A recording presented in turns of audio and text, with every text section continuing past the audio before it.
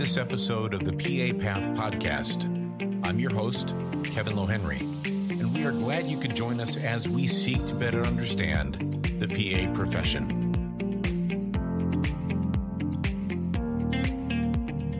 Personally, and from the perspective of my program, we eliminated the GRE a few years ago for the same reasons that we are not very interested in a pre-PA, kind of exam, something like that.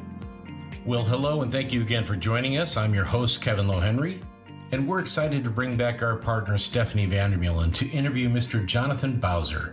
John is the Associate Dean and Program Director of the Child Health Associate PA program at the University of Colorado. He is also a Director at Large on the Physician Assistant Education Association Board of Directors and a past president of that organization. We talk with John about his path to PA, his program, and his experiences as a national leader during the pandemic. We also talk about his thoughts on the future of our profession, and Steph and John share their thoughts on the pros and cons of a PA admissions examination for the profession, from both their roles as program directors and from their work on the PAEA President's Commission. As always, you can learn more about our guests on our website under the blog section for show notes, and a transcript of our discussion is published for you at papathpodcast.com. Well, John, thank you so much for joining us today. Steph and I are so excited to talk to you about your career, your path to becoming a PA, and your prestigious program, the University of Colorado, the Child Health Associate program. But let's start first with you. Tell us about your personal path to becoming a PA. Sure, thanks. And thanks so much for having me, Kevin and Steph. I really appreciate being here. And I've listened to a number of these episodes, and I feel like I'm in some amazing company. So hopefully we'll get to talk about some of those folks as we move forward. So my path was, I think, kind of sort of the traditional path for my cohort of PAs. And it's very different now with these younger, newer PAs.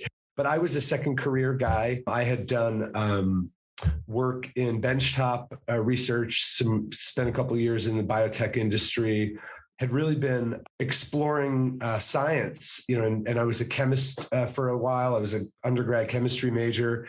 I think my MO is just to stay curious and keep exploring things.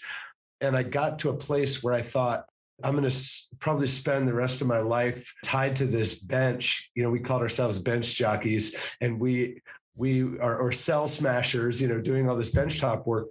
And I thought, I don't know that I want to do this for the rest of my life. I want to find a little more meaning in human interaction and something that drives not just my curiosity, but kind of the core of my values. And so I started to look around. And I looked at the PT profession. I looked at the MD profession. And a friend of mine who's a PT said, I think you'd really like the PA profession. And this is a true story. I think I had some sort of reply like, I'm not really that into accounting, because I had honestly not heard of the PA profession. I thought he was referring to CPAs, like certified public accountants. So I didn't really know anything about it. And so I got online and looked around a little bit, and online was not much of a thing back then. So it's kind of hard to gather information, but I found some information on our program in Colorado. I was living in Colorado at the time.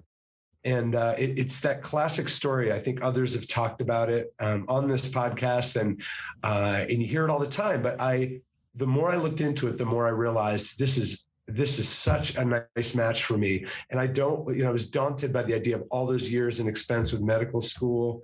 But I thought I could get the things I wanted to get out of this career. I could find that fulfillment in a much shorter and less expensive route. And then I applied to the University of Colorado, and the rest, as they say, is history. John, tell us a little bit about, when you're speaking with applicants to your program, what are some of the most valuable tips that you provide to those applicants to help them along the way? Yeah, great question. We get a lot of those questions, obviously, and our program is a little different than other programs. I think, though, the reality is many PA programs have their own flavor. And so I try to help applicants understand specifically what we're looking for in our program. We're a program that does not require any medical experience at all. So we're a 0 hours program. That said, we get most of our applicants actually have a lot of background because they're applying to other programs. But I always emphasize that we're focused really on our mission. And so we want to see that you have some alignment with our mission. And that is, primary care, primarily focus on underserved populations, both urban and rural. And then the other part of that is, even if you don't have if I can't look at your application and trace an obvious path through it that says you have that alignment, we really want to see folks that are committed to other people, right? And that can take on many forms.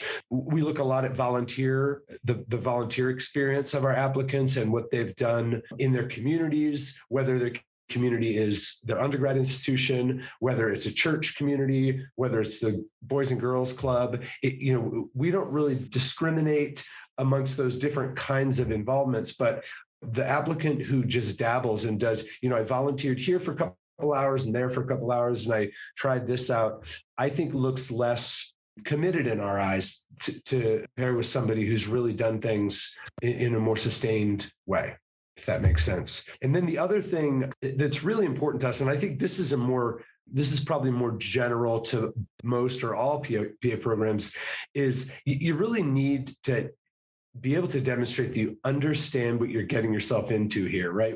It's a committing road. We're a 3-year program. It's a ton of work. You need to know what you're getting into. You need to have some understanding of the profession. So shadowing is really important. It's hard to shadow in this current era, but even interviewing PAs, doing your research, we really want to know that you've done your homework and you know what you're getting yourself into. That's important to us. Talk to me a little bit about the virtual shadowing trend that we're starting to see. COVID, I think, brought about a number of new technologies and new platforms for things. And so I know, at least at my program, we're starting to see a lot of folks that are submitting applications that have virtual shadowing. Right. Tell me your thoughts on the virtual shadowing. I feel the pain of these applicants who just can't find shadowing opportunities, particularly in in light of the pandemic and the restrictions there. But even before that, I think it's sort of a supply-demand issue, right? And there's just are only so many available moments in the lives of these PAs to take on, potential applicants who want to shadow. And, we have many PAs in our community who are really committed to that, but it's just, they just don't have a ton of bandwidth. They're very, very busy in their clinical lives. So I think the virtual shadowing idea is, to me, it's more, I align that more with the idea of, I encourage our applicants to reach out to PAs, to reach out to physicians, to reach out to other folks in healthcare settings, and see if they, can find some time to, can I buy you a coffee? Can we find time to Zoom where I can just ask you some questions and get a feel for what it is that you do, or what it is that the PAs in your practice do. And that I would call virtual shadowing in a way. It's not the same as in-person shadowing, but I think we also need to be sensitive to how hard it is. The other part of it is, I do think shadowing, in some ways, I think Mike DeRosa talked about this a little bit. Shadowing is kind of a privilege in some ways, right? You have to be connected to, one, you have to have free time to be able to do it. And you have to be connected to people that have the bandwidth to enable you to shadow. I think that is a privilege, in the same way that Mike DeRosa from Samuel Merritt on this podcast talked about how medical experience, we don't require medical experience in my program. I think getting medical experience, there's some privilege involved in that also. So there may be some good things that come out of this pandemic. We've certainly seen some frustrating things, but I think a lot of programs, for example, have figured out that virtual interviews, while strange to adjust to and uncomfortable in some ways, probably do create a more equitable environment, a more cost-effective environment for applicants. And there's some real advantage there. But there's a lot to that, to the getting the experiences that programs are looking for. And it's hard for applicants now, probably more than it ever has been. Similar, John and Steph, I'm going to turn the tables just a little bit because the two of you were both on the President's Commission that looked at a PA entrance exam. And that's another area in our country that people are talking about, whether, for example, the GRE exam is being waived by a lot of schools and removed as a barrier related to historical marginalization of communities and educational disadvantages. And we have a PA entrance exam that has entered into our space that some people believe is necessary to identify students that can be successful in PA education. But the President's Commission, which was started by PAEA at least 5 or 6 years ago, took a very strong look at this, and you two were part of the commission that published a paper on this. Do you mind sharing your thoughts on that with your hats on as program directors? Yeah, I'll start that one off, Steph. I'm speaking with my program director hat, not my PAEA hat. There's a sort of whole subcontext to this that has to do with the marketing of exams and the free market environment where people can certainly market exams in ways that they see fit. Personally, and from the perspective of my program, we eliminated the GRE a few years ago for the same reasons that we are not very interested in a pre-PA, kind of exam, something like that. And I don't think we're going to go down that path anytime soon. I think we looked at about 10 years of data in our program and found that the GRE wasn't predictive and didn't actually help us anyway. So that presumption was false to begin with.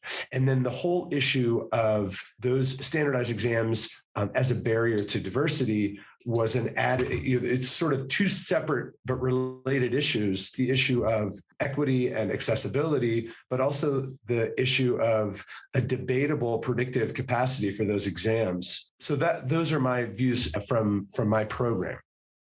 And I would say, speaking from the perspective of that President's Commission paper, we looked into this topic pretty deeply. And what we really found, I don't know that we made a conclusive decision one way or the other. The question really of the President's Commission was, do we need one? Does the profession need one? And that was really the question that we were trying to answer. And I think the answer was, we think it's premature to even be able to say yes or no, because at the end of the day, the profession collectively has not decided on a standardized or an agreed upon set of skills and knowledge base that matriculants need to have to be successful in a PA program.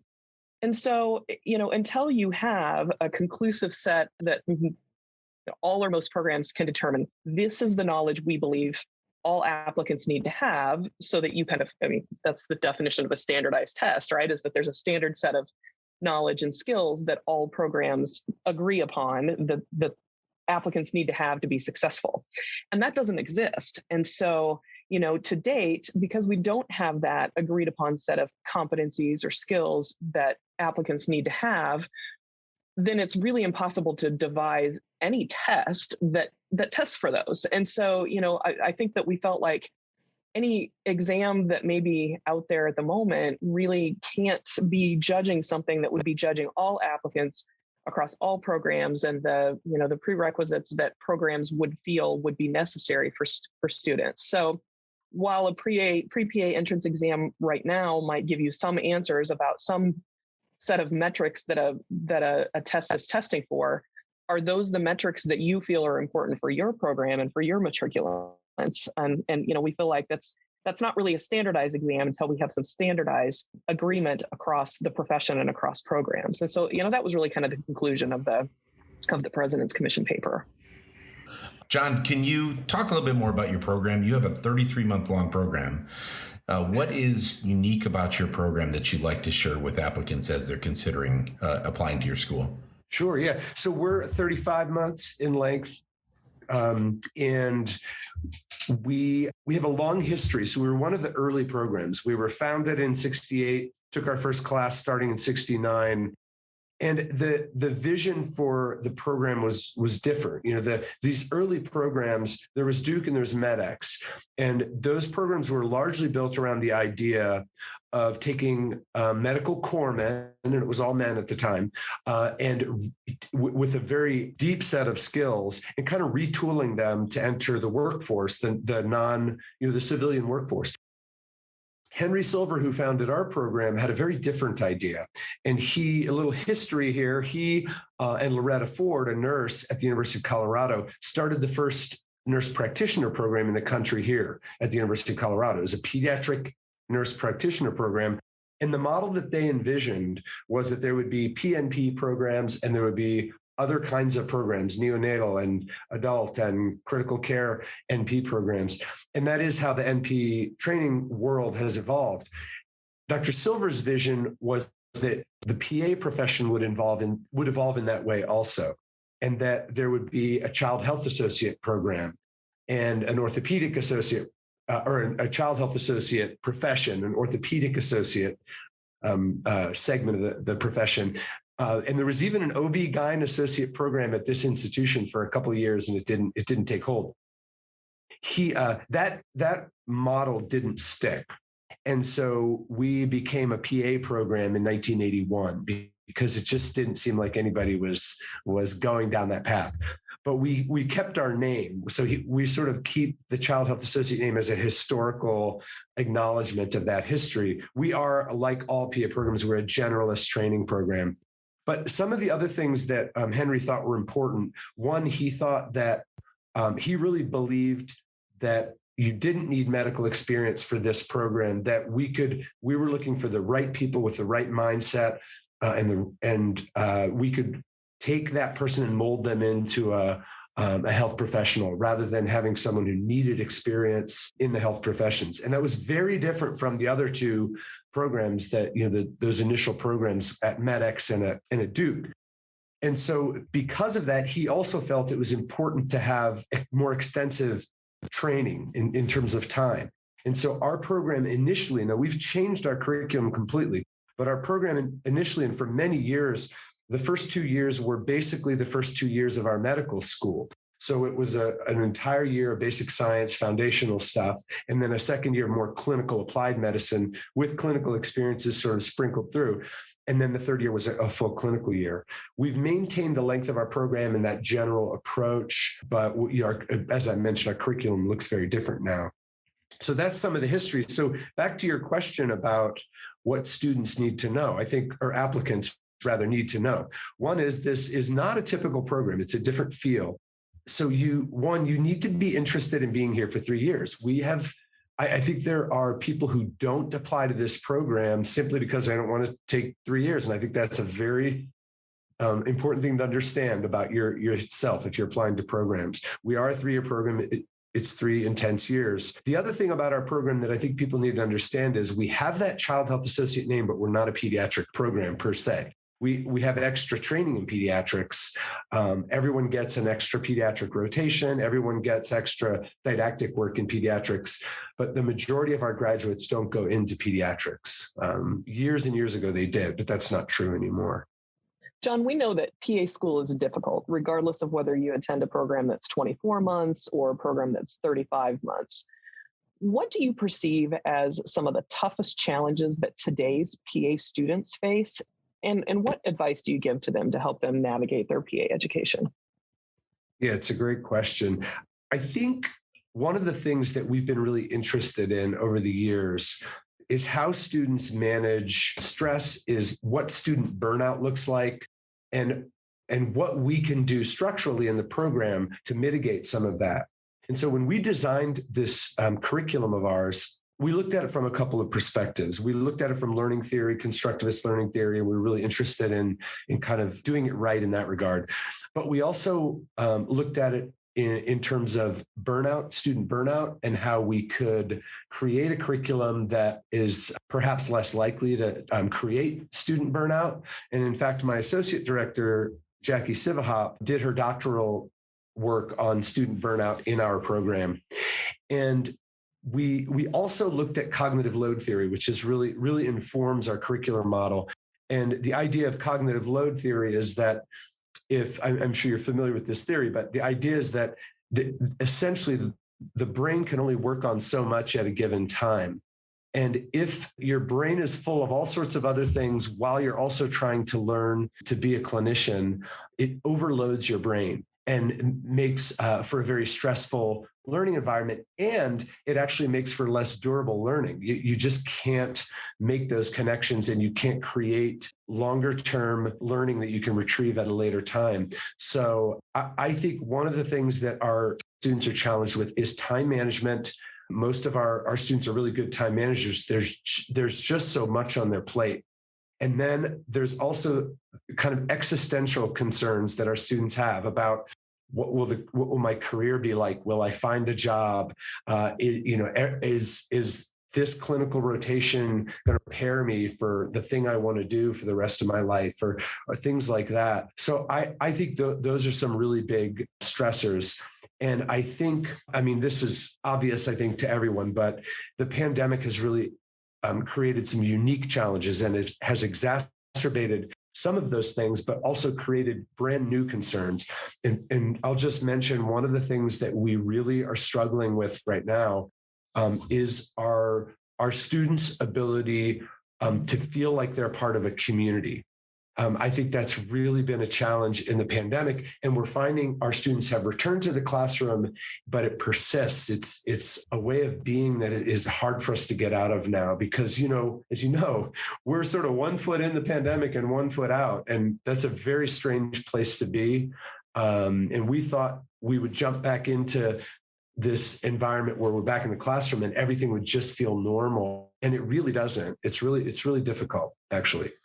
John, you and Steph actually have been working on some things collaboratively as programs. And so, I'm always looking at the way that we do things in PA education and wonder why we duplicate so many different things. And of course, that goes to the cost of education for every student. Could you two talk about your collaborative projects that you've been doing and how that might impact not only your schools, but how other schools could take notice and look for ways to support one another? Yeah, I'll jump in first, Steph. We've started working together when Creighton was, I think when Creighton was just at the sort of fetal stage of development, because maybe not quite that early, Steph, you can confirm that. But Steph and I have had this long-term connection. We've known each other from way back. And as Steph was tasked with creating a new program in the medical school setting, and because of relative geographic proximity, it just seemed to make sense that we had a lot in common and we should try to work together. And the other part of it is our faculty and their faculty, way back in the day, a bunch of their faculty and a bunch of our faculty have had these connections. So there's a lot of comfort there and a lot of, just a sort of ease of kind of a communion that we had together. And as we started to see the Creighton program evolve, it seemed like there were some places where we could learn from them, because they were in this really dynamic, innovative place. We were undergoing a lot of change with our admissions process, our curriculum. So there were a lot of opportunities for us to learn from them. And I think the flip was true also. I think we were able to help them with their admissions process, for example, and some other things. And it's just been really healthy and fun, actually. And I think one of the things that I've talked about for years, in my leadership roles, et cetera, is PA programs notoriously all reinvent the same wheels in isolation, right? I think it's much more so than some other health professions. And part of it is because PA programs are all, the saying, you've seen one PA program, you've seen one PA program. We're all a little different. We all have, some of us are a lot different. We all have our own flavors, but there's also there's some other things I think that go into that, but we do notoriously reinvent the wheel 100 times over in parallel. And so I think Steph and I have had an interest in trying not to do that and trying to learn, maybe share, help each other lift the weight sometimes. And I think to reflect upon that, I think John makes a really good point. John and I both sat as president of PAEA. And so that really allowed us to sit in a space where we saw PA programs across the country. And I think we had a unique view of how folks are recreating the same wheel. And so as an acknowledgement to that, as I was tasked with my team to start a brand new program, was fortunate to have a very experienced team, but I also recognize that, to have carte blanche and to be able to start a brand new program, you build upon the things that you know, but you also, shame on me if I didn't reach out to some other extremely experienced programs to say, hey, what are best practices? What has worked well for you? And to be able to meld those best practices from what my team knew from previous experiences and what his team knows from their experience it was a privilege, and it was really exciting. And I think if this kind of relationship can be an exemplar for PA programs to really fashion a collegial and professional relationship with one another. I think you've heard me say it before, but a rising tide floats all boats. And I think if we work together and we can all be better, then we should do that in every way we can. Talk a little bit about the future of the profession and the directions that you see if you put that crystal ball to work and try to see around the corner for the way the PA profession is headed in the next 5 to 10 years. Reflect on that a little bit and tell me how your program is thinking about that and trying to proactively prepare for the changes that you see coming down the pike in the PA profession. Yeah, no, it's a really good question. And it's tempting to say this is one of the more tumultuous times in our history as a profession, because I think you could go back and people from various eras would say the same thing. But it feels, being in this profession for over 20 years, it feels like this is a time of immense change. And not all of it is completely straightforward. Some of it feels pretty daunting. So of course, there's the name change. There is a real push for increased autonomy in the practice space. And that, we see that with OTP, optimal team practice, over the past few years. Name change, there's the issue of a doctoral degree and where that fits in the equation. And one of the things that I think is really helpful, perhaps critical to understand, is all of those changes that are being pushed in the practice environment come back to programs. And we have to really try to anticipate where the profession is going and get ready to prepare people for a different environment if that's what's needed. And I think PAs are we've been heading into a different practice environment for a number of years. One of the things, for example, that I've seen is that PAs are being asked to do more and more right out of the gate, right? So they come out of PA school and these hospital systems say, hey, this is a cost-effective way to provide critical care access, right? Well, if you have a PA fresh out of school and you're going to throw them into a complex critical care environment, that may be something programs need to understand, right? And one of the things that, as an example of how that's changed, is the number of, at least in my region, the number of postgraduate programs is just exponentially increasing. And the way it's happening here is very organic. It's a hospital system. For example, our partner hospital, University of Colorado Hospital, there's a very successful hospitalist postgraduate fellowship or residency. I mean, those terms are used interchangeably. It's a 1-year program. It's excellent.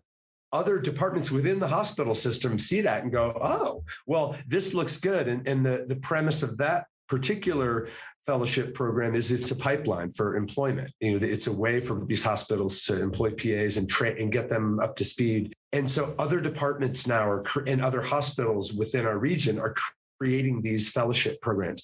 And I think they're variable quality probably, but it's definitely a trend. I don't see that trend going away. So one of the things, to your question about what we're doing as a program, one of the things that we have to do is try to create opportunities for our student. We'll try to create sort of a baseline that makes our students flexible, that allows our students to be flexible. But there's only so much you can do. I can't create a critical care PA in a PA program. Like that is something that the profession, my program, any program, was never really set up to do. So creating partnerships with our hospitals, we've started to create some tracks. We have a critical care track, for example. We have some other tracks, rural and urban and global tracks, but creating tracks that can sort of connect with the marketplace. The challenge, though, for us is our core as a program is primary care, is all of these things where we see the PA profession and medicine in general going away from. So our local hospital systems are closing down some of their, or they're sort of undervaluing, I think, some of their primary care sites, or they're seeing those as referral centers, mostly for the parts of the hospital system that make money, right? And that's been a real challenge for us. So on the one hand, we want to prepare our students for the environment they're going out into and for the market that's there, the job market that's there. But we also feel very passionately about primary care, and that's also a market force that we don't have a lot of influence over. So here we are. John, let's talk a little bit about your national and international work with PAEA and South Africa. Sure. I'm going to start with the South Africa partnership. It is a little bit water under the bridge for us. That partnership ended for all intents and purposes in 2014, 2015. But it was an interesting experience for us. And again, this goes back to saying yes to things and being adventurous as an educator and as a program and trying things. So there was a competitive application a number of years ago. I want to say it was about 2009, maybe. And our program, Anita Glicken, the program director at the time, took the lead, wrote a really good grant with a group called the International Alliance. What is it? I'm going to completely botch the acronym, but it's the IAHA. And they're a group out of DC that was looking to do what they call twinning, where they partner programs globally with American programs for some shared learning. And so we were awarded a grant that partnered us with a school in the Eastern Cape of South Africa called Walter Sisulu University. And South Africa was developing a new profession called the clinical associate profession, ClinAs. And Walter Sisulu University was one of the 3 institutions that were doing that. So they partnered us with Walter Sisulu, and we had a number of twinning trips, where we went there and we brought their faculty here to learn it, to share experiences, to create those partnerships. And it was very fruitful and successful. That program is doing well. It got to the point where they were on their way and didn't really, it sort of wound down in a very natural way. But we really enjoyed that ability to work with colleagues in a very different environment with a very different set of challenges. And the clinical associate profession is very different in some important structural ways from the PA profession. And so it really, the benefits, honestly, when we went into that partnership, we thought, I think that it would really be a more unidirectional exchange of learning, that we would be helping them, but we really learned a lot from them as well. So it was a really nice partnership. The other part of your question was about national involvement. And this is another thing where if I'm sounding like a broken record, I guess I am, but I really feel like saying yes to stuff and being adventurous is a part of my credo. It's how I live. And I encourage faculty at every level to get involved with national leadership, with local leadership, with leadership within the institution and the program. And I had that same encouragement from my program director, from Anita Glicken. She said, you should volunteer for something, just apply to PAEA, get on a committee. So I got on a committee, I got on another committee. I decided to run for the board because I just saw what the board was doing. In fact, Kevin Lowe Henry was on the board at the time when I was being inspired. Steph, I think you were just coming on the board. And I just thought, what a phenomenal group of people and what a great association. And I want to be involved with this and really get to know the national landscape and really hopefully influence the profession in some kind of positive way. And so I did all of those things, and it just one thing led to another. And I ended up on the board, ended up serving as the president of PAEA. And it was really everything I hoped it would be and more. I really developed a community of leaders nationally that I'm still very close with. I learned so much from them. They are my mentor group in so many ways. They're also my psychological counseling group, I think, at times. And we really, Steph, you and I talk a fair amount. And those are all relationships that came from me jumping into leadership And I didn't see myself as a leader at all. I know, Kevin, on this podcast, you talk with a number of people about leadership and what it means to lead. I listened to the relatively recent interview you had with the Stanford crew. What a great group. And they talked about leadership, and this idea, this much broader version of leadership is really important to me. I didn't see myself as a leader. PAEA is where I came to identify myself as a leader. And I really, I'm really appreciative of that. John, when you look back at your PAEA work, what are you most proud of? Boy, that's a great question. So I think one of the things I'm actually really proud, there are a number of things I'm proud of. But one of the things I'm most proud of is the year that I was president of PAEA, the association had an immense transition. So we had a CEO who was a 27-year leader of PAEA, and the inaugural leader of PAEA, Timmy Barwick, and she was stepping down. And that is, talk about enormous shoes to fill. And so that happened to fall in the year of my presidency, and I got to work with a very talented interim director in Sarah Fletcher, and really got to oversee the search and be involved with the search for her replacement and the transition of PAEA from a former era to a new era. And that was a very challenging year but also very rewarding year, and a year where I feel like I learned a lot about myself and grew a lot. So I think that's one of the things I feel really proud of, is being able to sort of steward that transition. Well, John, as we near the end of our time together, is there anything else that you hope to share with us that we haven't discussed today? I don't know that there's anything in particular. The one thing I will say is, give me an opportunity to talk about my curriculum and my faculty, and I'll go on and on and on and on. We have this new curriculum, not new anymore, 4 years in. We've been very excited about it. It's very different, and we've been having a lot of fun with it. And by fun, I mean it's been intensely stressful and a ton of work.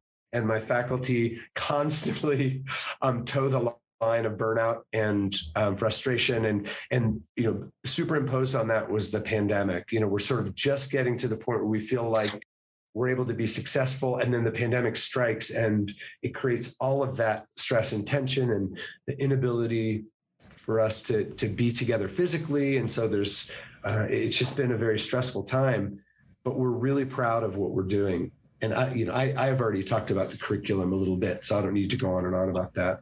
If you could go back in time, John, knowing what you know now, would you have held off on that curriculum change given the pandemic coming, or? No, I don't think I would have wanted to forestall it by a year. Our medical school, it launched a new curriculum this year, 2021, 2022 academic year.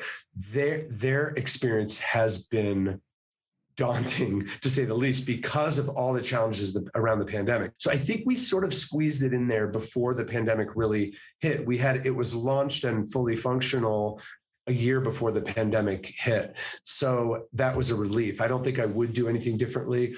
It's the classic thing though, like looking back, it was a ton of work. It was an incredible transition. It was hard. We had faculty who left, who just didn't want to be a part of it, and it was tough on them.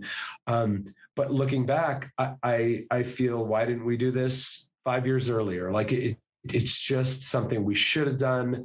We needed to do. When we finally did it, it was all the pain and agony that we thought it would be, but it's really transformed the program in positive ways. Well, John, thank you so much on behalf of Kevin and I and the PA Path podcast.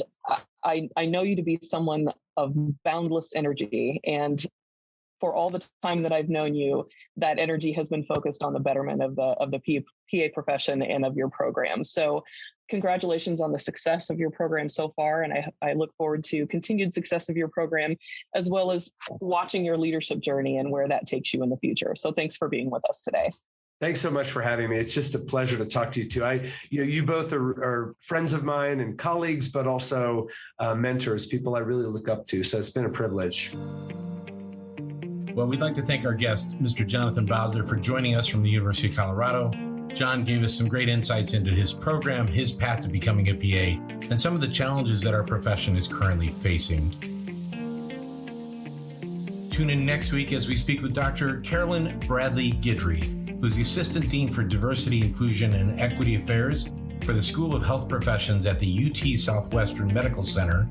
We speak with Dr. Bradley Guidry about her path to becoming a PA, about the issues of diversity, equity, and inclusion in our profession, and about the UT Southwestern PA program. Until next time, we wish you success with whatever path you are walking in life, and thank you for joining us. The purpose of this podcast is to provide news and information on the PA profession and is for informational purposes only. The views and opinions expressed in this podcast are those of the speakers and guests and do not necessarily reflect the official position or policy of the University of Southern California.